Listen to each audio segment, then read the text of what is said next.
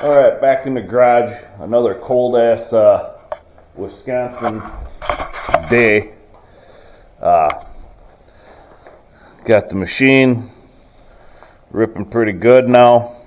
Just wanted to talk about what had happened to this machine with the diagnostics that I took care of and the winter issues that I had that weren't just related to winter, that related to the motor. In the last video, I think I discussed a couple of issues that I was having. It was mainly the starting issue, the temporary starting issue, and what I did to try to solve that. Ruled out battery, ruled out fuel pump, ruled out fuel pressure to the rail, and my next idea was getting the valves adjusted. So I did a little bit of research on the valves and talked to a couple buddies to see who to take the wheeler to adjust the valves, and I decided on a company called K&M, which is a Polaris dealership out of Hancock, Wisconsin. I sat down with them. They treated me like family. It was a great experience at that dealership. Told them everything that I did. They agreed with everything that I did and agreed that, yeah, they need to look into the valves, but they also wanted to do a compression test first. So I dropped the wheeler off, and about a week later, I got the phone call that I thought I wanted, which ended up being them telling me that there was a 60% leak down when they did a compression test. I asked them what that actually meant, and they said that the top end of the motor is bad and it needs to be rebuilt. The compression was at 170, and it was supposed to be at 210, I believe is what the correct numbers were. So once I got that information, which was not good, I asked them what my options were, and of course my options were new motor, rebuilt motor, rebuild my motor. We aren't talking cheap here, folks. So brand new Polaris motor is $6,500. That's just the motor. That's not the labor. With all the research that I then had to endure with what companies to go through, K&M supplied me with CV Tech company, which is out of Canada. They would give me a 1-year warranty, but the only issue with that company is that you got to ship your motor to Canada. The wait is at least 1 month, and whenever you get it back, you get it back. I believe the warranty, though, you have to pull that. If there is a warranty issue in that 1 year, the Polaris dealership has to pull that motor and send it back to CV Tech for them to work on it. The second option for a rebuilt motor was Enflow out of Evansville, Indiana. I don't think I ever called them, but on their website, everything looks very professional, very helpful with pricing and sending your motor in and receiving a motor. All that information is really good information right on their website of what to do just in case you want one of their motors and their warranty. I believe they give you up to roughly $800 for a used motor, which is on their website. That price is on their website.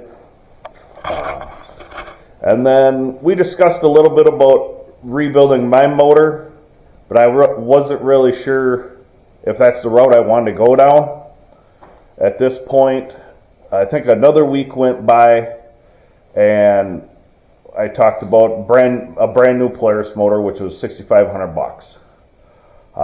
6-month warranty, just like you get on pretty much any Polaris wheeler that you buy. 6-month warranty is the standard warranty that you get, which I think is lacking, but it is what it is. Don't need to discuss that. It's out of my hands. So with all that information and all the money that was being spent on a rebuilt motor, I was really close to $1,000, I would say $1,500 to roughly just under $2,000 of just a brand new motor instead of a rebuilt. So I made the decision that I would just go with a brand new Polaris motor. Don't have to deal with any aftermarket companies. I just deal with K&M and their dealership with the warranty.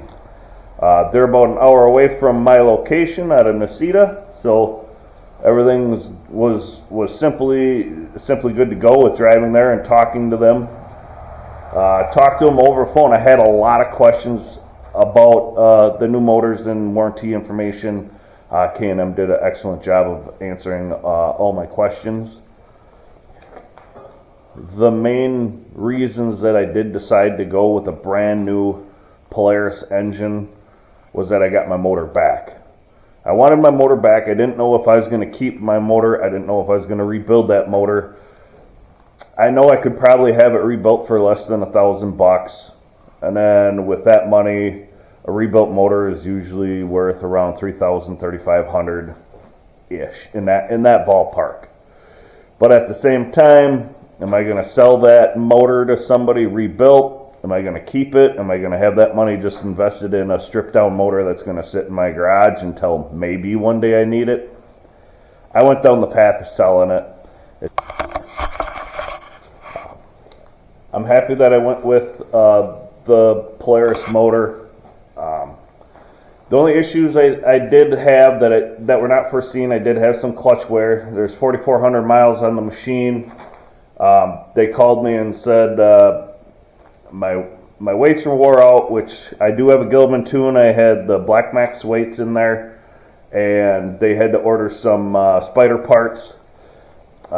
Nothing was relatively too expensive for the clutch parts that they put in, but I was called and the technician had a rough time adjusting the adjustable weights to the Gilliman configuration that they sent. I sent them all the information on what the weight should be, and the technician got it spot on. This thing shifts like a dream, like it's supposed to, but when they told me they had an issue with it, I didn't understand why the configuration that worked for me when Gilliman sent it, why it wasn't working for them.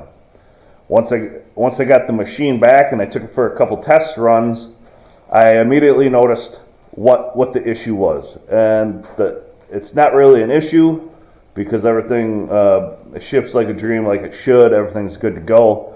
But what I found out is Gilliman takes off the tune takes off the seat belt 15 mile an hour. I took the seat belt off during a test run. The motor cut down to 15 miles an hour.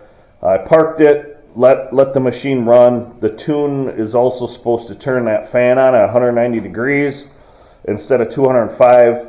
The fan turned on at 205 degrees. So I immediately knew that the tune was flashed back to stock, but yet I have aftermarket weights, aftermarket springs, a different helix, and a different secondary spring. But the technician at K&M, he adjusted the weights. I think it took him like 3 or 4 times to tear the clutch apart and figure out the weight distribution. So hats off to the technician, the mechanic that worked on this thing to get it running, not knowing that he knew it was stock.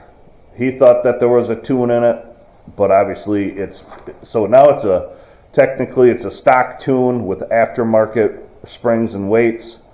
I believe at this point I am going to keep it stock, maybe until the warranty goes out. I did contact Gilliman, told Gilliman what was going on, the issue I had, how much it would cost to possibly reflash the ECU, because this was about a $700 tune that I have in.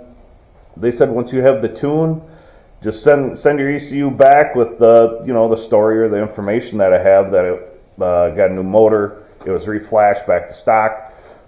They'll reflash it for free and send it back. So maybe at some point I will revisit the Gilliman tune, because obviously it woke the motor up, not in a bad way, just made it run a lot smoother, breathe a lot smoother. So, in the end,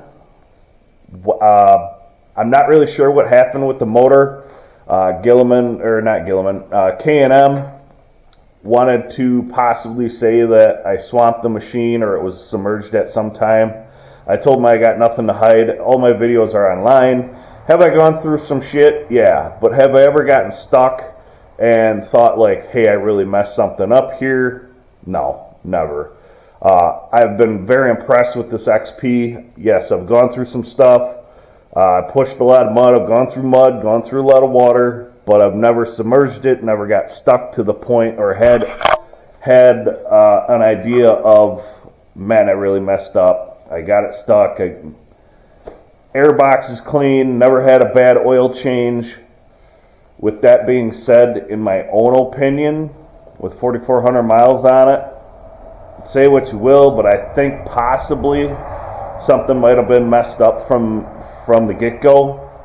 I won't be able to tell you that. Polaris won't be able to tell me that. No, there's no way to prove that something was wrong from the get-go. All I could say is that going back in my head and in the previous videos, I've always said that this thing's been cold-blooded since day one.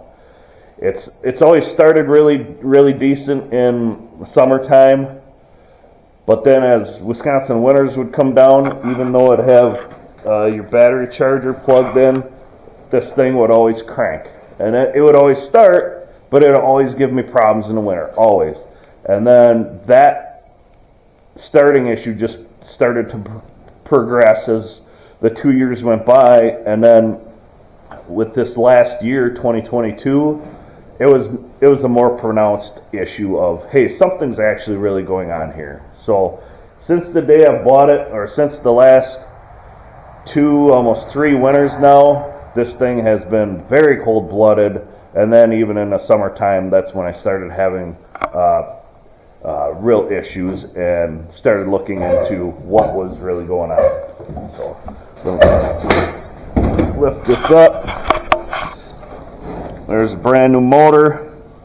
Obviously, they strip the previous motor with everything that's on it and put it all back on a brand new one.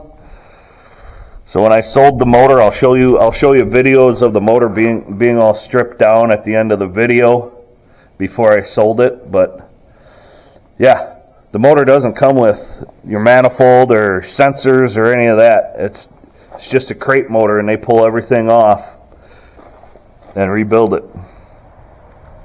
So here's the overview of the motor that they took out. General XP 1000 motor.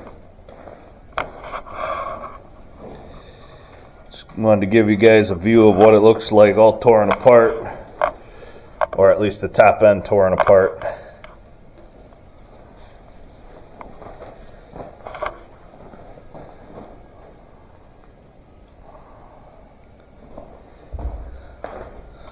Put this on the other side for you.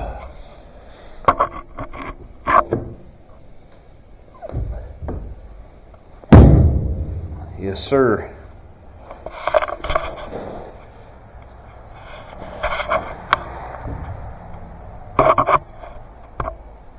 So that's what the motor looks like. All said and done, I just want to thank K&M out of Hancock. Those guys treated me very well. They answered all my questions.